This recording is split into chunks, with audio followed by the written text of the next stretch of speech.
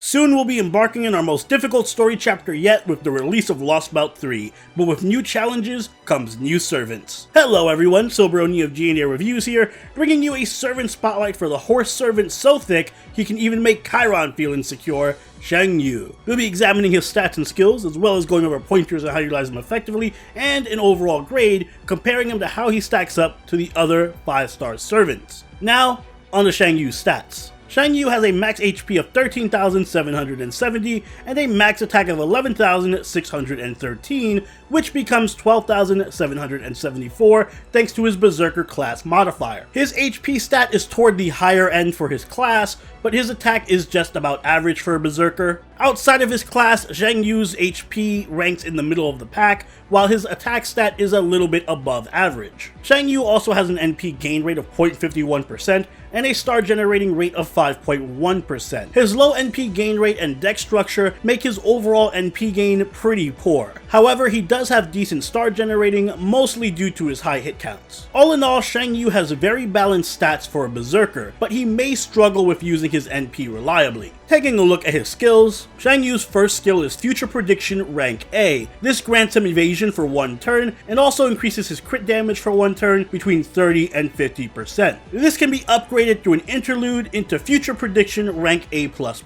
This increases the crit damage buff to between 50 and 100% and increases his own star absorb between 3,000 and 5,000%, both depending on level. His second skill is Tactical Body Rank B. This increases his quick and buster card effectiveness for 3 turns between 20 and 30% and increases his own crit damage for 1 turn between 30 and 50%, all depending on level. And finally, his last skill is Supreme Ruler's Art of War Rank A. This skill generates between 5 to 10 crit stars every turn for 3 turns depending on level, and it also grants him Ignore Invincibility for 3 turns. For his passives, Xiang only has one, Misfortune Enhancement Rank A+. This increases his own buster card effectiveness and crit damage by 8%. Moving on to his deck and Noble Phantasm, Xiang has a Buster deck with Quick Arts Buster Buster Buster and a Quick Noble Phantasm. When it comes to his hit counts, Xiang has 6 hits on his Quick card, 4 hits on his Arts card, 3 hits on his Buster, and 5 hits on his Extra card. His Noble Phantasm is My Strength Plucked Up the Hills and My Might Shadowed the World. It's a quick AoE attack that deals significant damage to all enemies with between a 600 and 1000% damage modifier depending on level, and it also grants him an NP damage buff for 1 turn between 20 and 60% depending on overcharge. The only thing more terrifying than Xiang himself are his Ascension mat requirements. For Ascension, Xiang needs a total of 8 gears, 29 bullets, 9 black grease, and 8 reactor cores, which are going to be a new material appearing in Lost Belt 3. Gears are best farmed at the Barrel Tower in Shinjuku, where they have a 45% drop rate. Bullets can be found in Yaga Smolensk in Lost Belt 1 with a 65% drop rate. Grease is located at the Northern Cliffs in Agartha and has a 20% drop rate. And finally, reactor cores drop at the Detention Tower in Lost Belt 3 with a 20% drop rate. For his skill leveling, Xiang needs 45 bullets, 15 gears, 24 giant rings, and 15 reactor cores per skill. Giant rings have a 40% drop rate at the Giant's Flower Garden in Lost Belt 2. As you can see by the big scary monster on my screen, even by Berserker standards, Xiang is a very big boy. But is bigger really better? Well, from a stats perspective, it may be. Xiang has some nicely balanced stats for a Berserker with a good amount of HP, above average attack,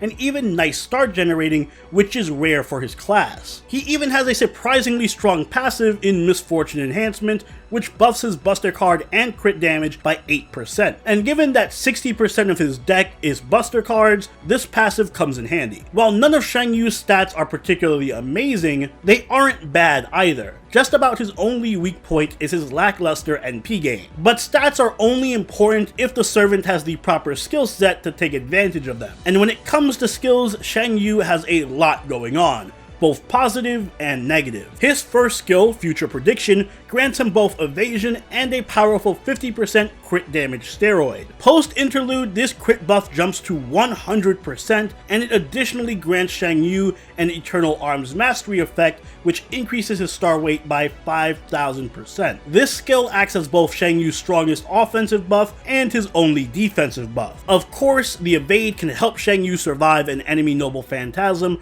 or a stray crit, but you're going to primarily want to use this skill offensively to set up some high burst damage turns, especially post-interlude, as the combination of Eternal Arms Mastery and a 100% crit buff can give Xiang Yu some out-of-this-world crit damage if timed properly. Unfortunately, these crit buffs only last for one turn though, so this skill has a somewhat long cooldown. Keeping with the theme of damage, Xiang Yu's second skill, Tactical Body, is another steroid. This one gives him a 30% buff to quick and buster cards, and yet another 50% buff to crit damage. The synergy between this skill and Future Prediction is very high, as they allow Xiang Yu to reach a 150% bonus crit damage modifier, which is leagues beyond what most other crit servants can even reach. On top of that, the buff to Quick and Buster can help him out with both NP damage and face card damage, and they have a very high uptime. But it is worth noting that while the card buffs have high uptime,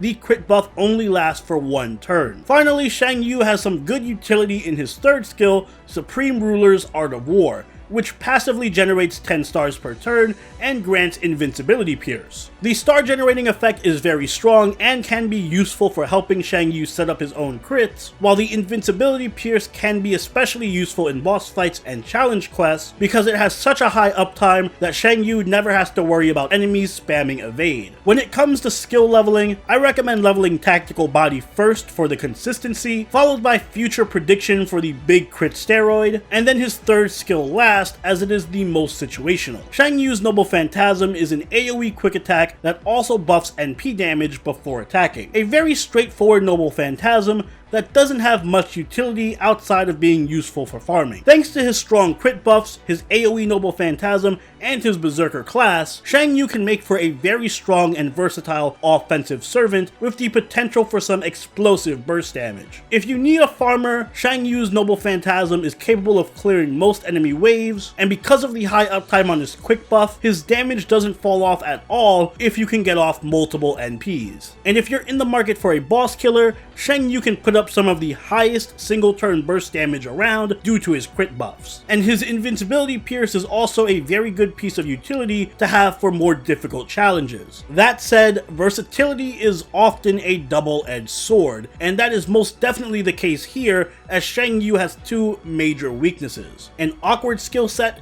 and lack of consistency. While Xiang Yu's individual set of buffs are very good, the way his skills are organized is not. The best example of this is on his first skill, where his only means of defense is tied to his strongest offensive buff. Because Xiang Yu is so dependent on crit damage, you're gonna almost always need to use this skill offensively, which means that the evade is very often wasted and not available when you need it the most. Because of this, Xiang Yu is very squishy and nowhere near as tanky as his HP would suggest. Likewise, having a one-turn crit buff tied to his second skill isn't very convenient when you're trying to Noble Phantasm, but you don't have enough crit stars to guarantee a crit Brave Chain. All of these conflicts make Xiang Yu's skill set very impractical and awkward to use in most cases. On top of that, Xiang Yu struggles with keeping consistent damage, especially prior to his interlude when he has no way of collecting the stars that he needs to crit with. But even post-interlude, Xiang Yu doesn't really produce enough stars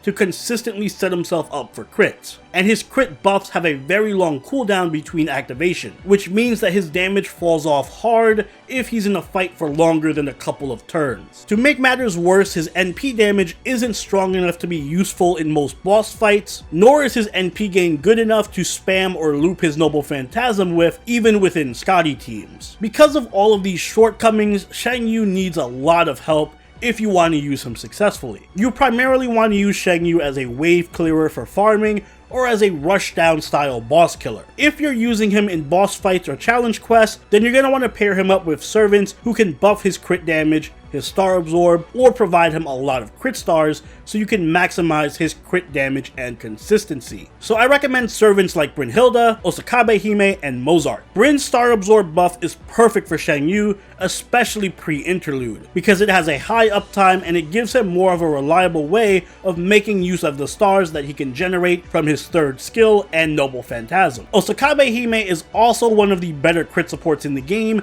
and her card buffs synergize perfectly with Xiang Yu's deck. Her healing can also help keep him alive for a little while longer. Mozart works best as a budget support since his Star Bomb skill can guarantee a full turn of crits from Xiang Yu. If you're using Xiang Yu for farming or clearing stronger than average enemy waves, then you should rely on servants who can buff his NP damage and provide him with charge like Helena, Santa Altera, and Skadi. Helena and Santa Altera both have good NP charge skills and NP or quick buffs that Xiang Yu can take advantage of. I don't usually mention Skadi in spotlights because it's a given that she's the best quick support, but in this case I'll make an exception because this is more about maximizing Xiang Yu's NP damage rather than looping. So even just having one Skadi can significantly help out his damage and his consistency by leaps and bounds. Xiang Yu's Bondcraft Essence is Kawaii Commandery Blueprint. It increases the party's Buster and Quick Card effectiveness by 10%. Not bad, but these stats aren't very strong. Instead, if you're in a boss fight, I recommend using craft essences that can maximize your NP and crit damage like Knight's Pride, Black Grail, or Wolves of Mibu, depending on whether you favor crit damage, NP damage, or a mix of both. For farming, your best bet is to use craft essences that give starting NP charge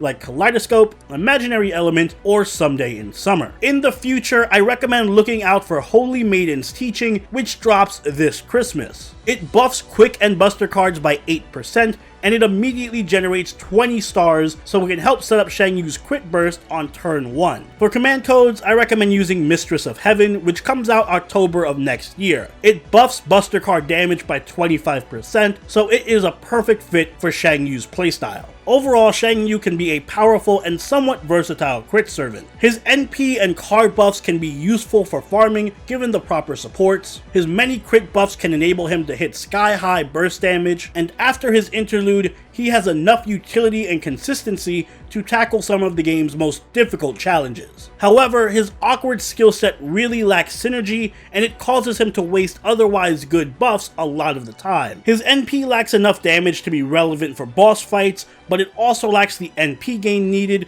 to be decent for farming multiple waves, and the long cooldowns on his crit buffs make him overly reliant on his burst damage. So all in all, Xiang Yu gets 2 grades from me. He gets a C+ at release because he's just too inconsistent to even make use of his own crit buffs, which is then upgraded to a B after his interlude since he becomes a lot more consistent, but still ultimately suffers from such an awkward skill set and a lack of NP damage and spammability. Xiang Yu can be a very scary crit servant provided you have very strong supports who can give him a lot of setup, but most of the time he just feels mediocre and he can't pull off the high damage numbers as easily and effortlessly as many of the other servants in his class. And those are my thoughts on Xiang Yu. If you need an AoE Berserker and you didn't pick up Lancelot with your SR ticket, then he can be worth going for. But what do you think? Let me know in the comments down below. And if you enjoyed this video, don't forget to leave a like and consider subscribing if you really enjoyed the video. Join the party over at our Discord, chill with us on Twitch, and follow us on Twitter. And I'll see you all in the next Servant Spotlight. Silveroni out.